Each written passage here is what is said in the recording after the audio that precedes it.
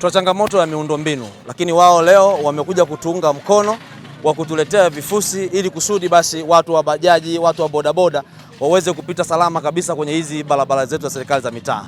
Hali ya barabara kama mnavyoona waandishi wa habari si rafiki sana, hasa hususan kwa wale watu ambao wana vyombo vya usafiri. Kwa hiyo tunamshukuru sana mkurugenzi wa taasisi ambaye pia ndo mbunge wetu wa jimbo letu la Uyole. Amekuwa akifanya mambo makubwa sana kwenye kata yetu ya Isyesye, lakini huu ni mwendelezo wala sio mwanzo hata kidogo.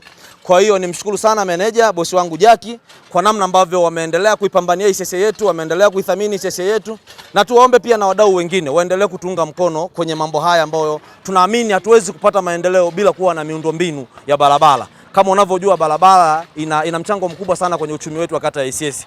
Kwa hiyo tunawashukuru sana na wadau wengine na taasisi zingine basi zige mfano huu wa taasisi kubwa ya Tulia Trust. Ni taasisi ambayo imejipambanua, imejionyesha kwamba dhamira yake ya dhati, moyo wa ndani na wa nje ni kuwatumikia wana Isyesye na jamii zingine ambazo zinatuzunguka.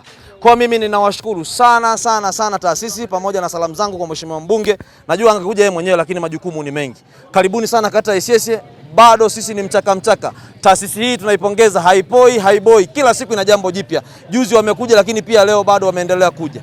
Karibuni sana, bado tuna uhitaji wa vifusi vingine, lakini kwa kiasi hiki ambacho wameendelea kutunga, wametupa vifusi zaidi ya 10. Yaani vifusi hivyo cost yako ukipiga kwenye hali ya kawaida ni zaidi ya milioni 1. Tunawashukuru sana, Mwenyezi Mungu aendelee kuwatunza, aendelee kuwabariki. Taasisi yenu izidi kubarikiwa, izidi kuwahudumia wananchi wa kata ya Isyesye.